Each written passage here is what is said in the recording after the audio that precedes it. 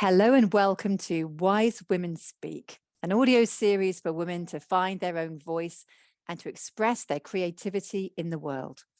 My name is Liz Scott, and I'm an author and a coach with a passion for well-being and listening in communities.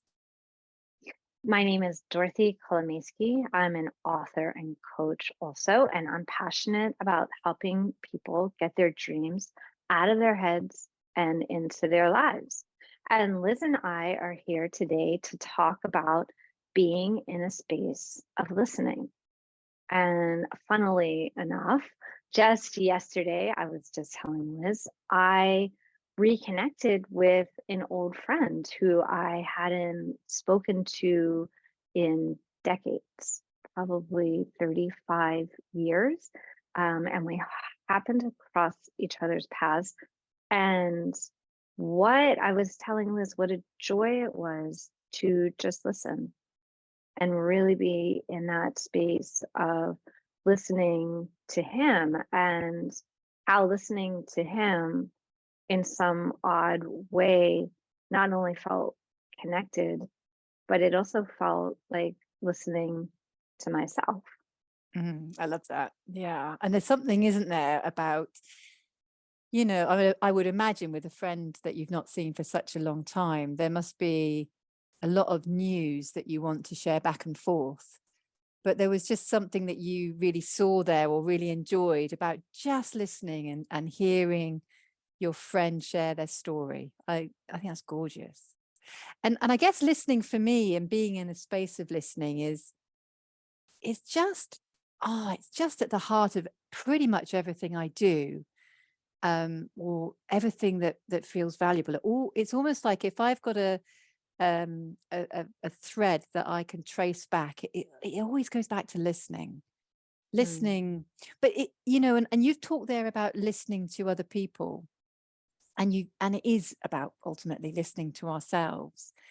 And I want to bring it right back to listening to ourselves, and not just listening to the noisy, busy thinking voices in our heads, which can at times feel really demanding, but really, really listening deeply and listening to that energy, the energy of life itself. And from that space, being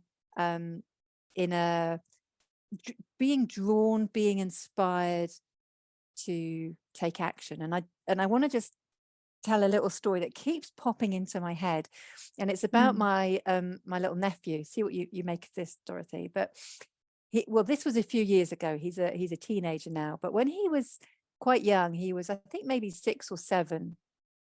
At his school, they had a talent contest, and he was so excited about it. And he said, "Oh, Auntie Liz, I'm in a talent contest." And I said, "Wow, that's fantastic. What are you going to do?"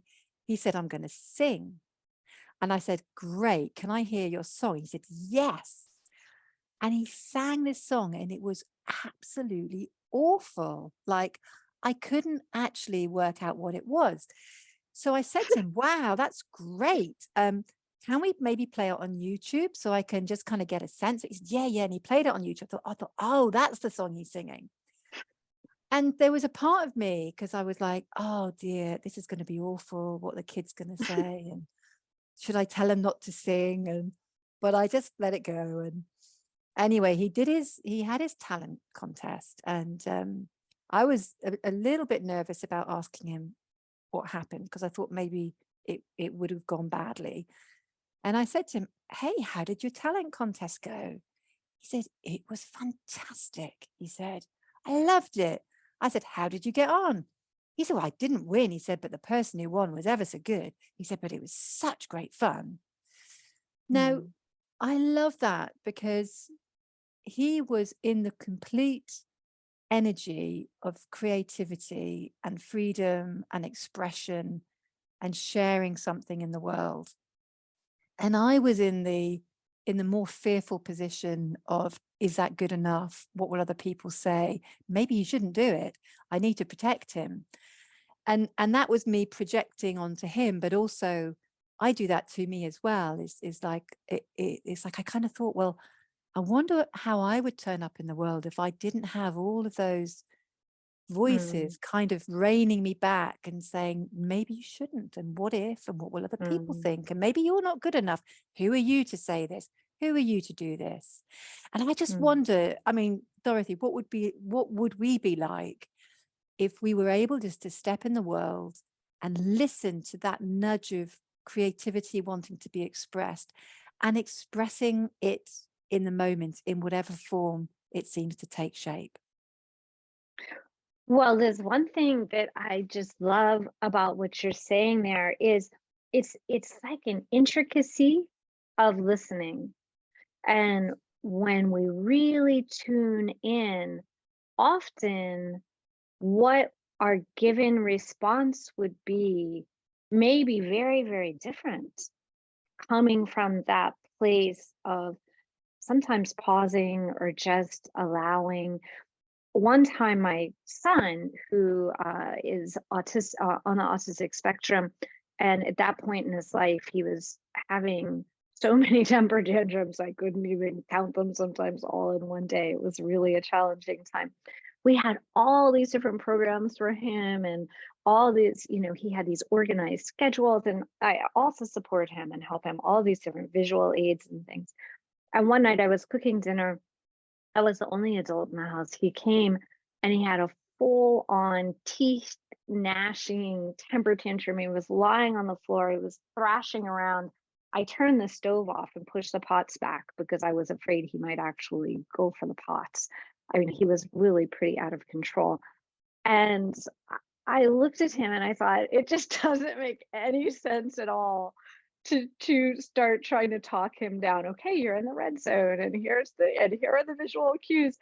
And I thought, I just feel really frustrated too. I feel really frustrated for him, and I feel really frustrated for me. And so I laid down on the floor with him and started thrashing around and crying and screaming and going, "This isn't fair. I hate it." And, and we were both rolling around on the floor, and the other two kids came running and going, what's happening? This is really unusual. And my son actually stopped tantruming, and he just looked at me with so much delight. And he just said, "Are you okay, mommy?" And, and he gave me a huge hug. And I said, I just told him, "Yeah, I'm okay, but I feel frustrated too. Like, I feel you." And that was such a moment for me of, and I think it ties into what you're talking about with your nephew, sometimes not following the momentum of what we usually do and Yeah. allowing ourselves to feel what we feel and be authentic from that place. Mm. Yeah, it's a great story. I can visualize that as well, what you're saying, both of you having this sort of outburst, this tantrum. But you're right. You see, in that moment, you didn't do it as a guide or a strategy. You just listened. There was Mm, something that you heard that was deeper and felt more resonant, that had you, well, obviously take care, push the pots away, make sure the situation was safe, but it also express and be expressive in the moment. And in that expression, it sounds as though there was a kind of a clearing and a space of connection that you and he yeah, fell into. I think, Liz, like you were talking about with your nephew, just holding that space and being authentic and showing up in that moment sometimes calls us in a new direction. Mm. And being And open to that. I don't think that that new direction can emerge without the deeper listening. Yeah. Not to be confused with needing to go off and sit in meditation, because sometimes these things can happen like just very quickly, on the moment. So I think we can really deeply listen to ourselves even when things are flying and going very quickly and there's a lot of commotion or potentially emotions being expressed. Yeah. Yeah. Yes. And that then for me is about really, I mean, we could spend literally hours on listening, because it's the topic that I guess is the topic that really inspires me so deeply. But I think as we round off today's episode, I think what I really want to share, and particularly for women who are listening, is really to listen into that deeper wisdom, that deeper intuition. It's got such good information, and to play lightly with it and to see what forms of expression might want to come forth and be expressed in the world. It might just be something in the privacy of your own home, something you never share with anyone. You might just get your notepad out and start writing, or get the paints out and start painting, or get a recipe book out and start making some food. It's just, but listen in. It's like allow that expression to come through you, and it starts with you listening. That's what this has been about today. Well, and Liz, I wanted to just say, for any listeners who may not be familiar with you and your work, Liz has written a very easy to read and at the same time brilliant and very profound book on the art of listening, called To Listen Is to Love. Remind me of your subtitle, Liz. I should know this. You should know this. To listen is to love, the simple path to joy in all your relationships. All of your relationships. Cheers.